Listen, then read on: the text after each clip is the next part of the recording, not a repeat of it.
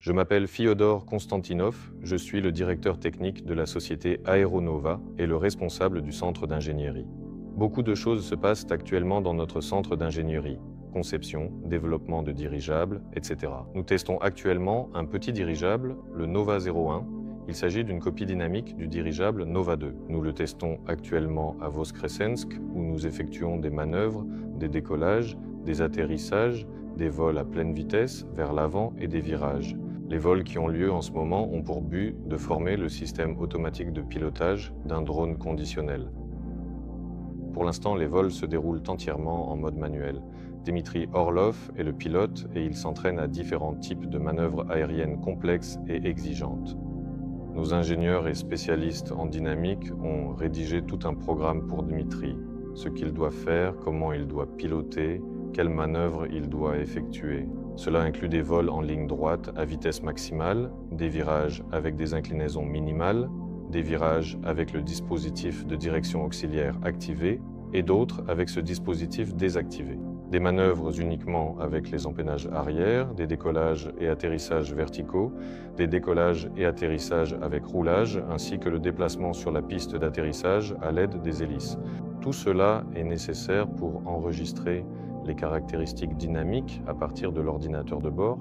L'ordinateur de bord enregistre absolument tout, ces données s'accumulent et il est nécessaire de voler environ 20 heures conformément au programme d'essai.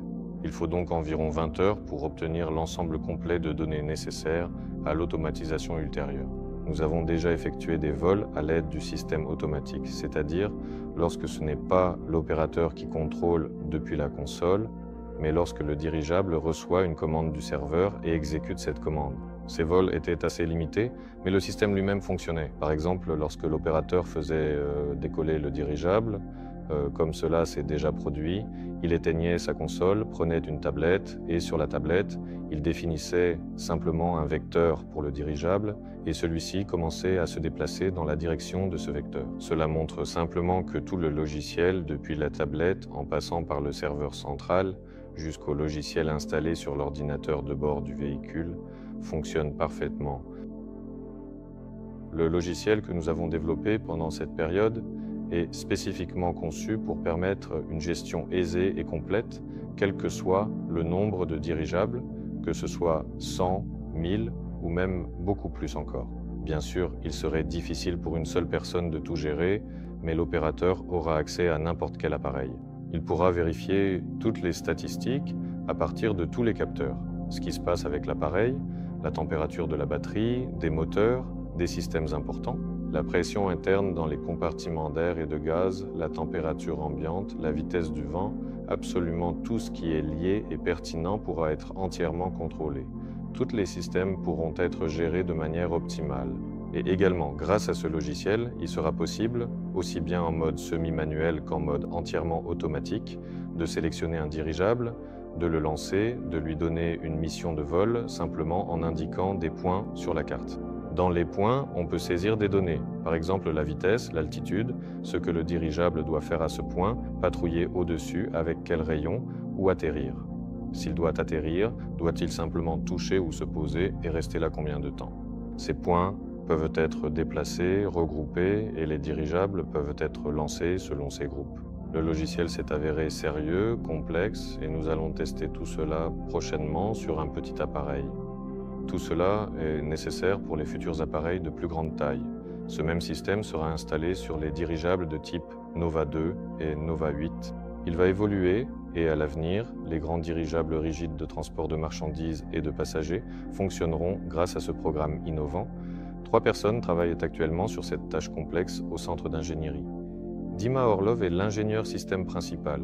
Il a méticuleusement conçu l'ordinateur de bord, tous les systèmes embarqués essentiels, le logiciel installé directement sur le dirigeable, et il a également écrit tous les algorithmes de contrôle précis et sophistiqués du dirigeable.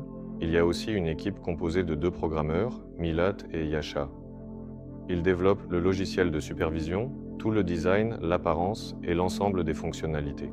Et actuellement, nous en sommes à l'étape où nous combinons ces 2 logiciels essentiels, celui qui est embarqué à bord et celui qui est externe, spécifiquement destiné à contrôler le système embarqué. Nous verrons ce que cela donnera. J'espère que ce sera génial. Ce qui est vraiment super, c'est que nous avons de nouveau fait voler le dirigeable. Dans l'ensemble, tout s'est bien passé. Le remontage, le lancement du dirigeable, les premiers vols se sont déroulés de façon extrêmement fluide. En réalité, il n'y a rien d'étonnant à cela. L'équipe est grande et extrêmement professionnelle. Nos ingénieurs expérimentés entourent tout ce processus de règlement, de normes et de standards, si bien que le moindre écart à droite ou à gauche est illégal, et c'est pour cela que tout fonctionne. Le dirigeable Nova 01 a encore toute une série de tâches à accomplir auxquelles nous ne nous sommes pas encore attaqués.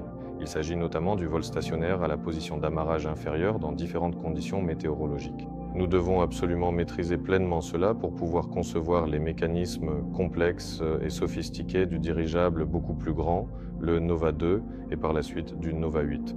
Dès la semaine prochaine, nous commencerons également ce programme d'essais intensifs et cruciaux. Nous verrons, il se peut que certaines choses soient modifiées, modernisées ou complètement refaites, mais cela concerne le mécanisme d'amarrage pour le stationnement. En général, une fois que nous aurons testé tous les logiciels, effectué les vols et les essais à la position d'amarrage inférieure, le dirigeable Nova 01 aura accompli la mission pour laquelle il a été créé.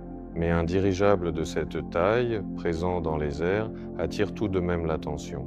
Et il existe une demande pour des dirigeables de cette taille, que ce soit comme support publicitaire ou même pour des missions de surveillance. Et la version suivante, déjà conçue, sera destinée à la commercialisation. Elle est actuellement en cours de production et nous sommes maintenant à la mi-été de l'année 2025. Ainsi, d'ici la fin de l'été, nous la ferons voler et organiserons des démonstrations pour des clients potentiels. Nous espérons que vous serez tous présents à ce moment-là. D'ailleurs, cette opportunité se présentera très bientôt. Alors partageons ensemble ces émotions et ces sensations face à ce spectacle. Les dirigeables ont vraiment quelque chose de magique lorsqu'ils sont dans les airs. La seule chose qui pose problème avec les petits appareils, c'est que plus l'appareil est petit, plus il est sensible au vent, aux rafales, et ainsi de suite.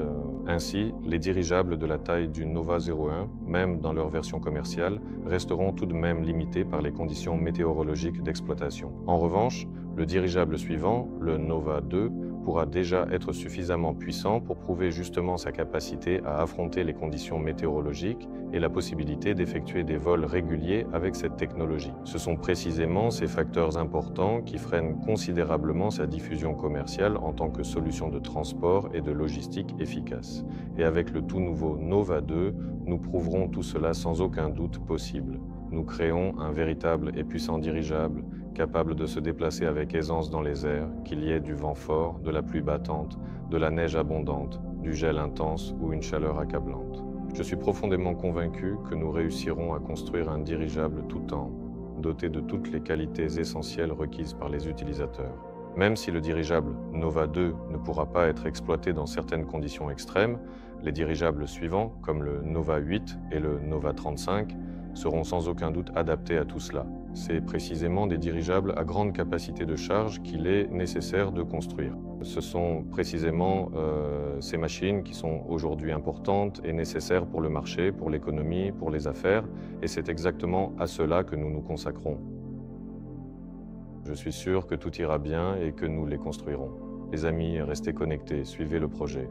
C'est un grand projet, il se développe, il est passionnant. Les dirigeables sont une technologie incroyablement impressionnante. Nous avons une grande équipe d'ingénieurs soudés, capables de relever un véritable défi et de construire d'immenses vaisseaux aériens. Alors suivez le projet, participez au projet, soutenez le projet, partagez des informations sur le projet avec vos amis, vos proches, vos connaissances, car très bientôt commenceront les démonstrations en conditions réelles. Vous pourrez venir voir cette technologie, participer à différentes expositions et, de manière générale, faire partie, sans aucun doute, d'un tel mouvement à notre époque. C'est au minimum très agréable. Construire de magnifiques vaisseaux aériens, c'est vraiment génial. Alors restons en contact, on se retrouve dans les prochaines vidéos. À très bientôt à tous.